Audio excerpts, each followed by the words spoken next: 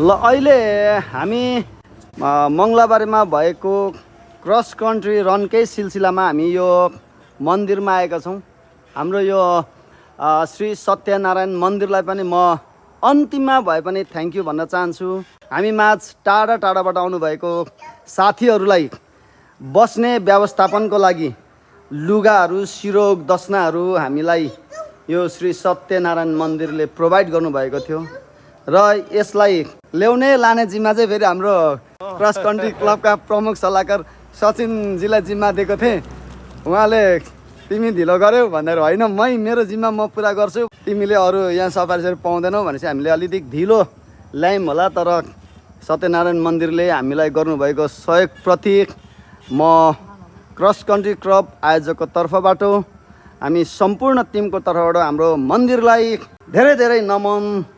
यो मन्दिरको जय होस्, हामीलाई यो मन्दिरको सधैँ आशीर्वाद रहिरहोस्, हामीले यस्ता कार्यक्रमहरू सफलतापूर्वक गर्न पाइरहौँ भन्दै यो मन्दिरमा म फेरि पनि आशीर्वाद माग्न चाहन्छु। थ्याङ्क यू सत्यनारायण मन्दिर, जसले हाम्रो पाहुनाहरूलाई स्वागत गर्नका निम्ति बस्नका निम्ति यति राम्रो सिरोग, यति राम्रो दस्नाहरू, सिरोगहरू एकदमै सफा है, मैले सोचेँ भन्दा पनि अति सफा नयाँ नयाँ सिरोग दस्नाहरू प्रोभाइड गरिदिनु भयो। अनि हाम्रो संयोजकज्यू मेरो आदरणीय दाई काम गरिरहनु भएको छ, म भिडियो बनाइरहेको छु।